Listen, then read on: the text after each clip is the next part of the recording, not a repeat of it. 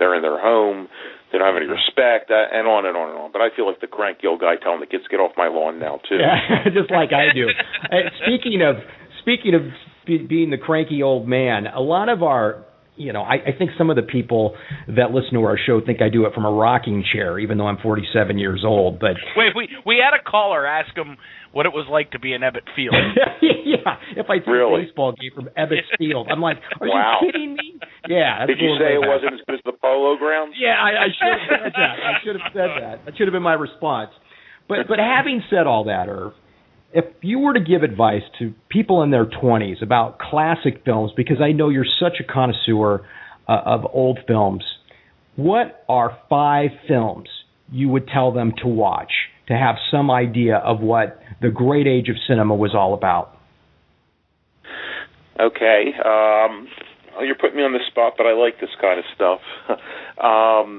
Well, of course, you have to go with Citizen Kane, which is should be first and foremost on a lot of people's list, and then you have to go with Casablanca, and then I think you have to say The Wizard of Oz, Singing in the Rain. Oh, yeah. And this is a little more recent, but it's probably my favorite comedy of all time, and that's Some Like It Hot. Oh, I'm so glad you said that, because I was waiting for Monroe to enter in the top 5 somewhere. I know she wasn't the greatest actress, but there was... can you argue that maybe the greatest star of all time, the way that she has spanned the ages and new generations of people continue to be interested in her? Not necessarily for her acting, I understand that. She has this allure that... I have a daughter who's 14, and she's almost obsessed with her. It's she wants to see everything she did. She wants to read every book about her. And it just goes on. And to me, Some Like It Hot is just one of the high points of her career. And it's a great movie. I've seen it, I would say, at least 40 or 50 times, and it never gets old. It's always funny. It's always sharp. Lemon and Curtis are great in it, and she's just terrific in the film. Any sexy, funny. Yeah. Oh, very much so. Did you like The Misfits with her? I did. It's a very sad film in a lot of ways. It's Clark Gable's last film. But, I did like it. I like pretty much everything she's been in. Niagara, Bus Stop, How to Marry a Millionaire, Gentlemen Prefer Blondes. 7-Year Itch is great, too. Another Billy Wilder film. The famous subway scene that lifts the skirt. The Misfits I liked. It's her doing drama, and I think she does a good job in it. So why do you think your 14-year-old daughter just loves Marilyn Monroe? What is it about her you think that captures your daughter's imagination? I think she's interested in why she's remained so popular all these years. Uh-huh. I'm kind of amazed. Recently we took a vacation. We were in the New Jersey, the shore, the boardwalk, and there were all these T-shirt places, and they all had these Marilyn Monroe T-shirts, and they were new. This is being marketed to teenagers and tweens and stuff, and those who were buying them. And so I don't think it's just her. I think there's an interest, there's a mystery about her still. There's certainly a sadness about her, and her movies live on. They're shown, they're on TV. You can buy them or rent them, it's just. I think she's interested in the legacy, maybe even more so than the person. But she's done a lot of reading. She knows a lot about her. Irv, you've been very kind to join us tonight on your Labor Day. We appreciate it. Oh, it's been great fun. Thanks for having me. Yeah, and once again, the website and where we can find your work. Yeah, moviesunlimited.com or Movie Fanfare, MovieFanfare.com. And if you need anything from Movies Unlimited, we have pretty much every DVD and Blu-ray ever. You can dial 1-800-4-MOVIES. Thanks so much, Irv. Appreciate your time tonight. All right, take care. You bet. Bye-bye. Terrific. That's Irv Slikin from Movies Unlimited. Fantastic. Wealth. Oh, we could have gone on and on and on, but I didn't want to take up the guy's entire evening. Just a wealth of knowledge about film.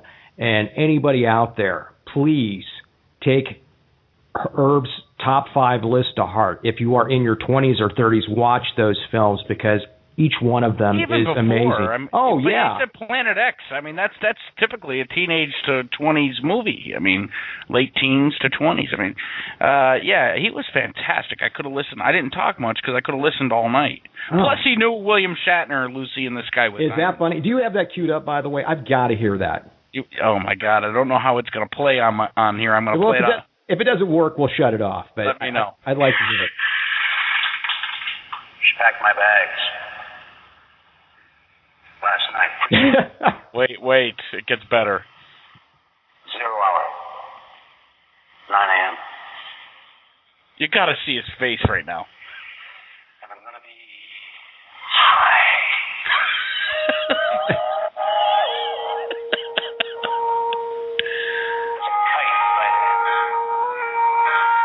He's doing Rocket Man. And he's serious. Oh, he's very serious. Listen to him.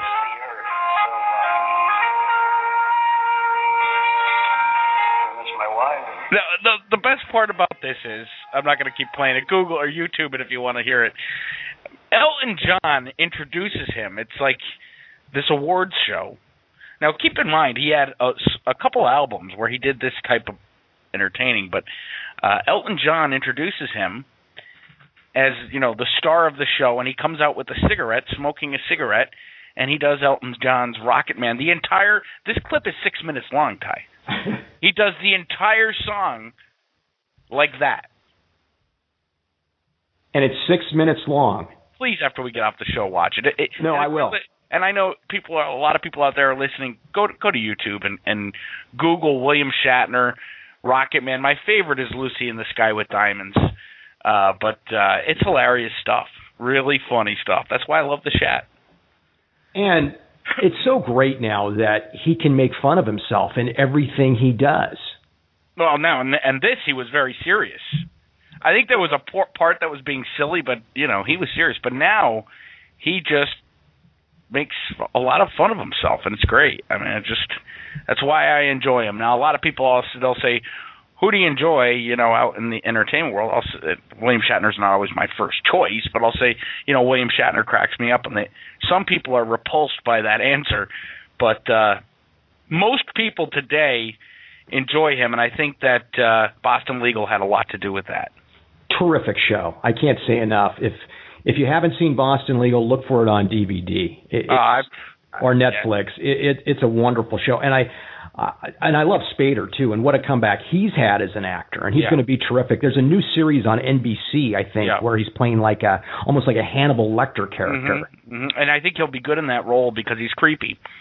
Yes, very, very much so. But his you know, creepiness and real dry humor in Boston Legal, opposite Shatner's just over the top obnoxiousness, was just perfect. And I'll tell you, you know, like we talk about episodic television, I don't watch too much. That was one of those.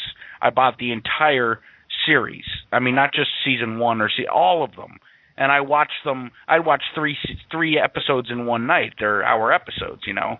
So it's funny you say that, Ty, because here I was at Best Buy Saturday, and I'm texting you, should I get this or should I get that? Because it's so hard to find anything good anymore. And I told you that Netflix has two wonderful series, House of Cards with Kevin Spacey, and then, of course, there's also Orange is the New Black, which takes place in a women's prison, based kind of loosely on a true story.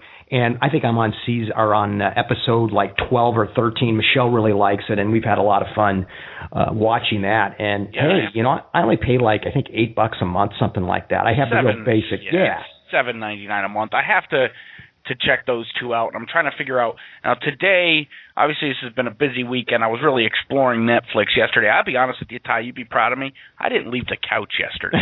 I'd love to have a weekend like that. I haven't done that, and I know last show I said I didn't do much of anything, but at least I was outside if I was working Getting in the some yard. fresh air, right? Yeah, but I mean this Saturday. I mean from morning, I got up, had a cup of coffee, did some work in the morning, about an hour, and then I got right on the couch and I dove into Netflix.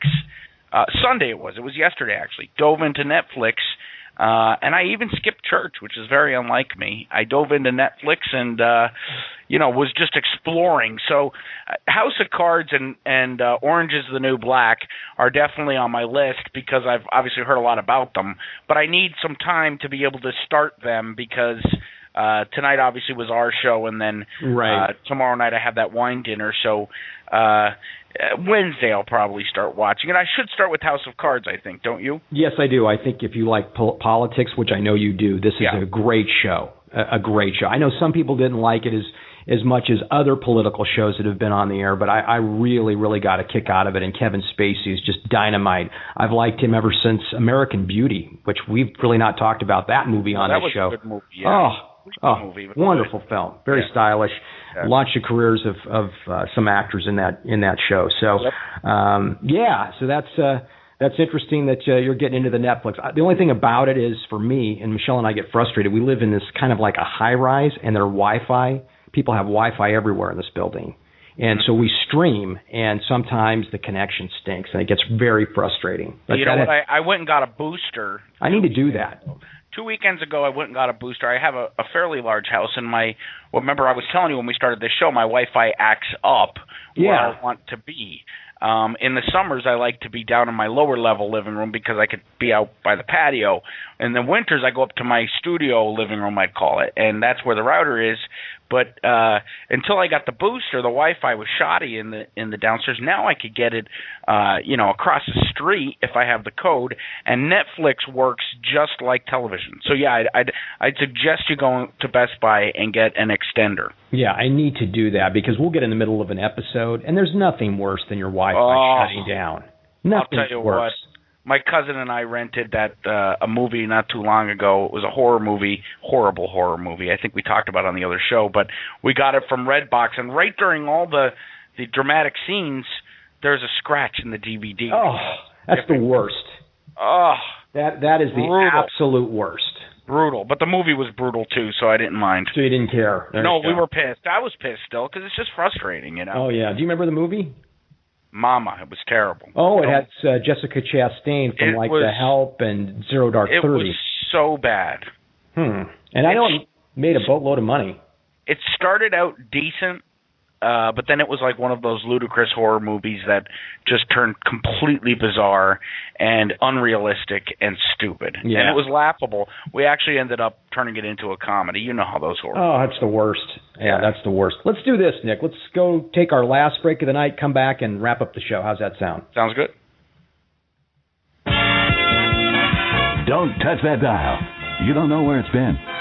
Nick and Ty will be right back with more Beats and Eats.